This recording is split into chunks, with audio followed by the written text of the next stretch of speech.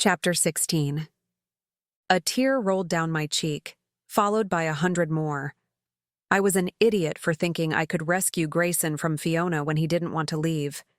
He wanted her, not me. He wanted to work around the clock with Fiona at his side and not worry about the world around him. And his family who needed him. Remy will have my head for this.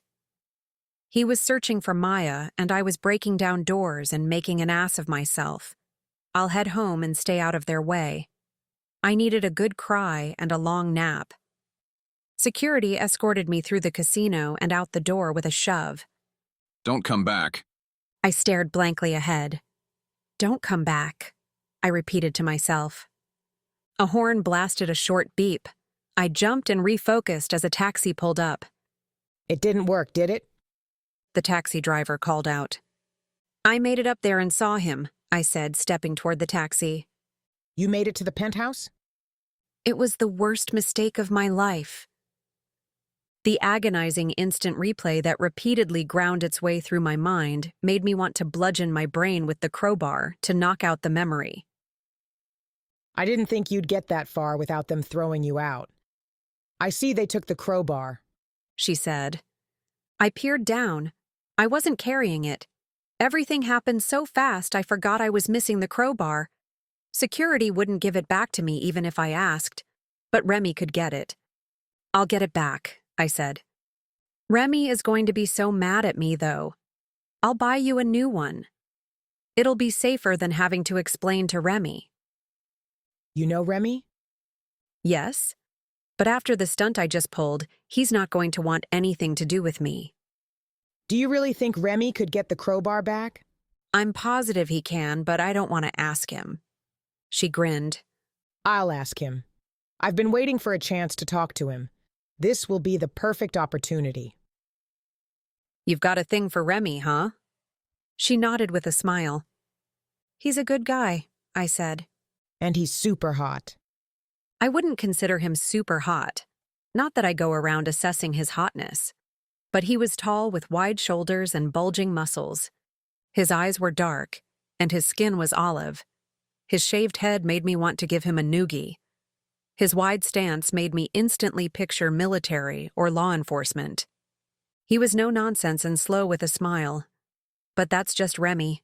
It made him who he was. He's going to be angry today. You may want to come back tomorrow and ask him when he's in a better mood.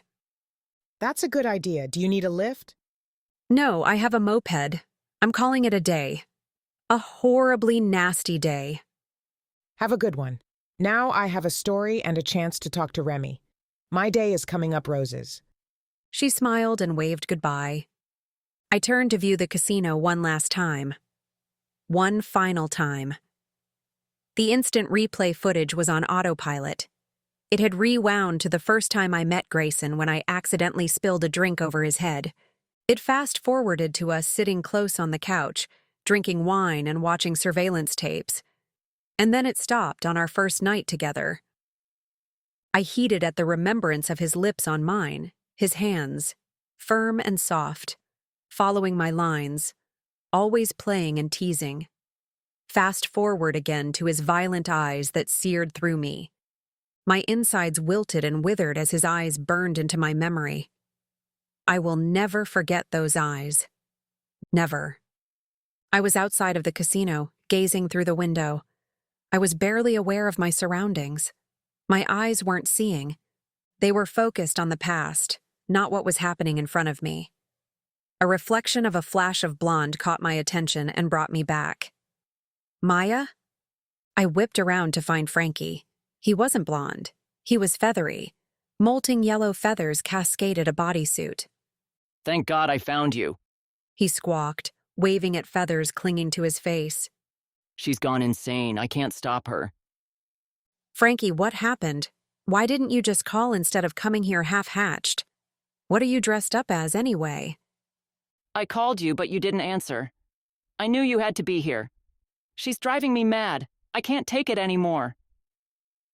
Who? I asked. Who do you think? The damn gorilla I sold my life to for a yacht. I'm going to burn my sailor outfit. I'll never ever dream of owning a yacht again. He blew at a feather tickling his nose. What did she do? She used my tweezers to pluck out her nose hairs. She's plugged my toilet so many times I have plunger blisters. And now she's moving your stuff out because she said she's moving in for good. That perked my attention. Where's Gus? She probably ate him as a snack. Come on, you have to kick her out of the building. It's your building and your wife. You deal with it. And if she ate Gus, you and I are going to have a problem. She's taking over your apartment. I wouldn't want to come between newlyweds, I said. All I had to do was call the police. Muffin would be locked up, and I would have a fat reward in my pocket. Frankie needed to squirm a bit.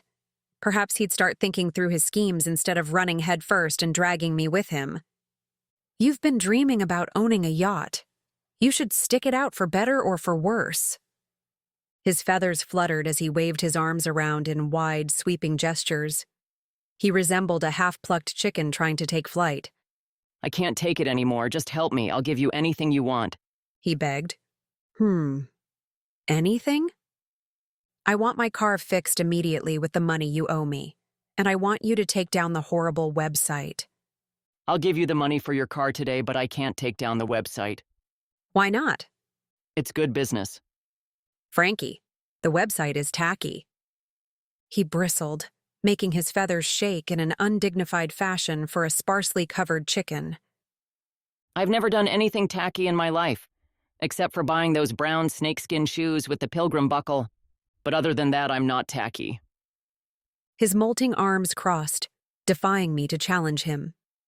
I'm just saying the website doesn't represent me as a poker player. He considered it and nodded. I'll make your website suit you as a poker player. Deal, I said.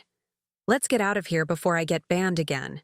I think barnyard animals are against casino health codes. You've been banned from the casino? Even with Grayson as the CEO? My shoulders drooped. Grayson was the one who banned me. I didn't like his casino anyway. Who needs an underwater archaeological wonder when you have classy Bellagio just down the way? And you can never trust a man with money. I arched my eyebrow. I wasn't acquainted with this Frankie, but in his way, he was being supportive. What did you do? I know. You wouldn't play naughty nurse with him, right? Or maybe he wanted you to be a sprightly mermaid since he's got the underwater theme. I'm telling you, men with money are kinky bastards. You can't trust them. I snorted out an unexpected laugh. It was nothing like that. I'll tell you later. Would this be considered something that represents you as a poker player? Getting banned from a casino for not having role-play sex with the CEO? You'll need to give me the whole story so I can make an editorial statement. I groaned. Frankie drove his car. I settled onto the moped and followed him to the chapel. I had to make a phone call to the police but couldn't do it while driving. As I pulled into the lot, a pounding sound thundered from my apartment window.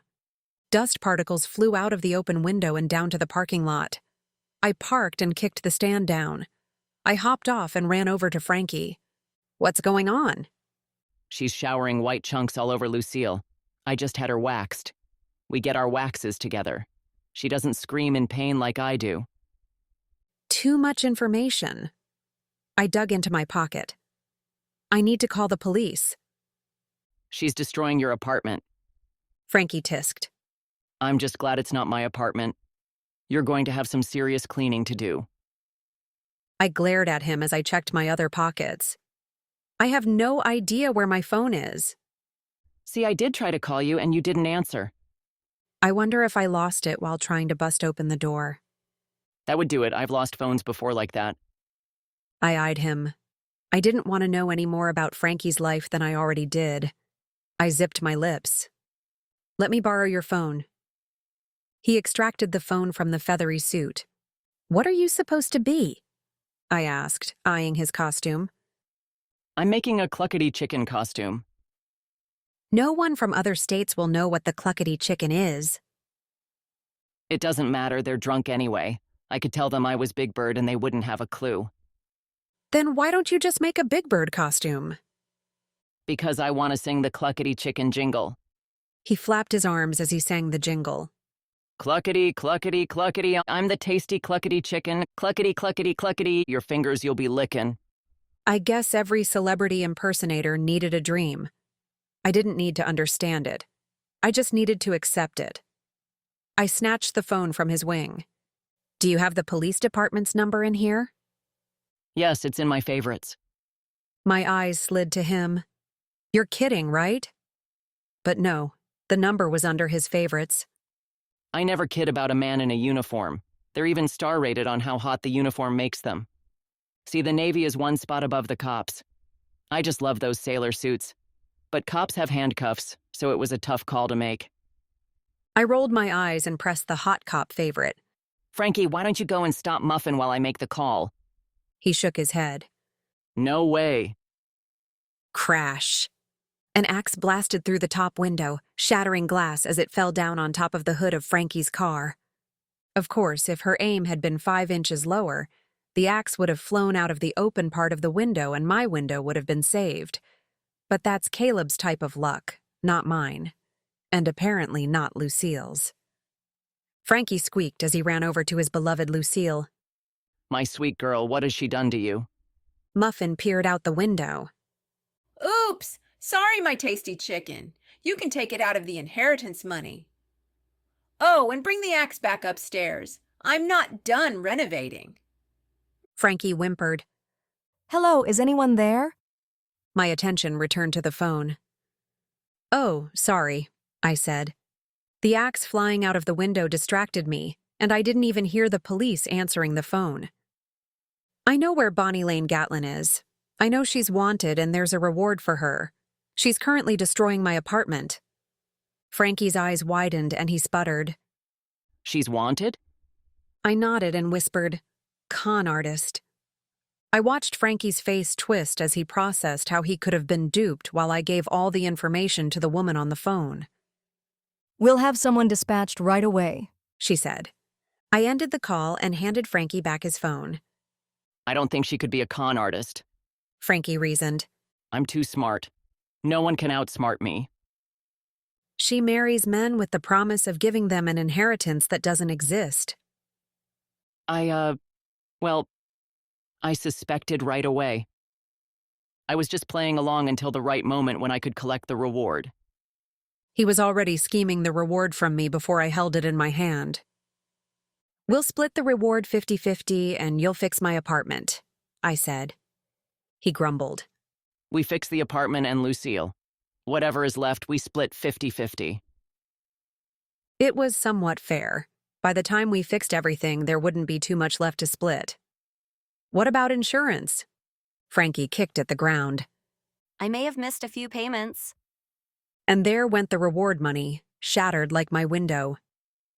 Let's go in and stop her before it costs more money to repair than the reward will cover, I said, heading to the chapel door. I should wait here for the cops. They'll need to know where to find Muffin. Chicken. Duh. He waved at his outfit. I glared at him and huffed my way inside. Giggling drifted through the hallway when I reached the top floor. Muffin doesn't giggle. The door was wide open, but I had to crawl over my furniture dumped in the hallway to get to it. As I reached the door, I heard giggling again. Maya! Maya bounced to the door. Nadia, I'm having so much fun. Muffin is teaching me how to renovate old school style. As in not hiring a professional contractor? She nodded with a smile. I want to try it at home. There's a wall I've never liked. Muffin says it relieves a lot of angry feelings. Do you have angry feelings? I asked as I crossed over my couch and into the living room. Gus was on the couch and didn't even register me when I jumped over him. A gaping hole in my kitchen wall greeted me. The wall divided the kitchen and living room, but now there was a hole about 4 feet in diameter with drywall bits hanging on by several coats of old paint. I normally don't have angry feelings, Maya said. but sometimes, when I think about who made David disappear, I get very angry. Where's my axe? Muffin asked as she tore a dry wall chunk off with her hand. Frankie has it. He'll be upstairs in a minute. So many thoughts were swirling in my head. Maya was in my apartment and safe, for the most part. Cops were coming to arrest Muffin. I needed to make phone calls and clean Muffin's hole of destruction. All my stuff was in the hallway. Gus was at least safe and too lazy to move off the couch. Maya, why didn't you go to the casino like we agreed? I called your cell phone, but you didn't answer, so I called Frankie. He said you'd probably be home soon. Then I came here and stayed to help Muffin. I got distracted. I was going to head to the casino as soon as we were finished. We've been going crazy looking for you. I'm banned from the casino because I forced my way in to see Grayson. He banned you from the casino? She asked with round eyes. Yes, but it will all get sorted out eventually, I said, not believing the words coming out of my mouth. I was never setting foot into that casino again and embarrassing myself. Besides, a poker player should make their playing field rounder and more diverse. I'll play at different casinos, and none of them were going to be under the Rotunda Casino empire. Maya, can you call Remy and tell him you're okay and at my place? You'll need to call security so they can transfer you through to Remy.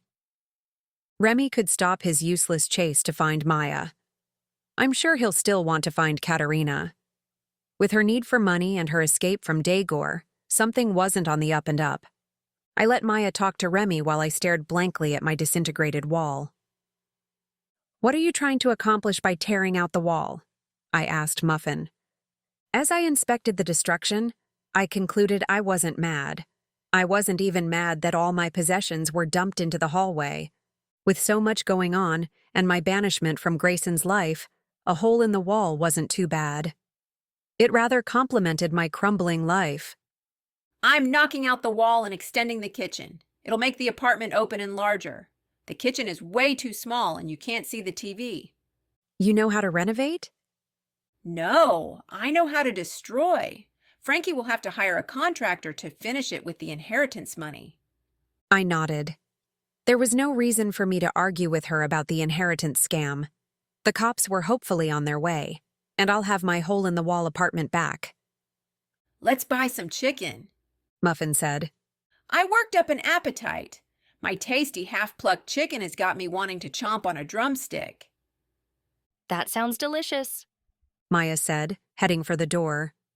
Wait, we need to finish this wall, I said, stalling for time. I can make chicken here. Muffin eyed me. You said you don't cook, and I want finger-licking chicken. Let me use the bathroom, I said. I could wait in there and then come out after she's arrested. You'll have to have Frankie plunge it, she said. There's a bathroom at Cluckety Chicken. Just use theirs. I couldn't think of any more excuses. I followed them out the door, over Gus and my furniture, and to the parking lot. Who's driving? Muffin asked. I only have Sergio's moped, I said. I can drive. Maya offered. Where's everyone going? Frankie asked. He was still in the parking lot waiting for his hot cops. We're heading out for chicken, Muffin said. Frankie eyed me. You can't go. My uniform is almost here. Work it out yourself, Muffin said. I'm hungry and I'm gonna eat.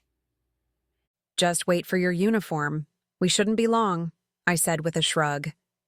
I didn't know what else to do, and I didn't have any cuffs to keep her here. Then again, I didn't think cuffs would even fit her. I hope the cops were better prepared. Maya and Muffin hopped into the car. I slid into the back seat. Nothing I did seemed to turn out right as of late, so I was going along for the ride and having a snack. Sometimes the best thing to do is nothing. Maya steered her way to the Cluckety Chicken while Muffin recited the memorized menu. I'm ordering a bucket of extra crispy Cluckety Chicken and the mashed potatoes with extra gravy. Oh, and some of those little pies, maybe 2 of each flavor. I might have some green beans, but that might put me over my calorie limit. I'll skip the green beans. I'm ordering the kids' meal. It's the perfect size. Maya said. Yeah, a small wing like you can't eat like me. I have to work to keep this figure. It requires a lot of dedicated time in the kitchen. Just throw me a biscuit back here and I'll be fine, I muttered. I wasn't hungry. All hunger ceased when Grayson banned me. Damn those eyes. You need to work on your figure, Muffin said. Maya and I have our bodies perfectly attuned. You should take a lesson. I eat when I'm hungry. Do you eat at the poker table? I'm sure you get hungry, and you probably don't eat. You just sit there. That's why your butt is bigger than the rest of you. My butt isn't bigger than the rest of me. Have you looked in the mirror? You have a skinny body and a large booty. I turned to see what Muffin was talking about. Maya, do I have a large booty? A little. But men like to watch you walk. She said. I panicked. I spun around, tangling myself in my seatbelt. Men don't watch me walk. I think I'd have noticed. You're freaking me out. How fat is my butt? Maya giggled. It's not fat, just padded. Forget the biscuit, I said. I'm not eating for a week. It's sexy. Grayson can't keep his eyes off of you. It makes you curvy instead of a stick. If I don't eat and lose my butt, then Grayson can keep his eyes off me. His hauntingly scary eyes. Not that I'm ever going to see him again. We drove into the Cluckety Chicken parking lot. Maya found a spot close to the door. Muffin exited first, followed by Maya. I trudged behind. Muffin towered over the customers waiting to place their orders. Maya resembled a miniature figurine standing next to her. I stared out the window, focusing on nothing. Zoning out would give my brain a break from replaying the scene of Grayson slamming the door and Fiona smiling like she was going to have her chicken dinner. A luxury sedan screeched down the street, followed by a dark SUV. My eyes followed them until I comprehended what I was witnessing. Katerina was speeding away from an SUV, one that looked exactly like Dagor's. Katerina must have the trophy. Dagor was in pursuit.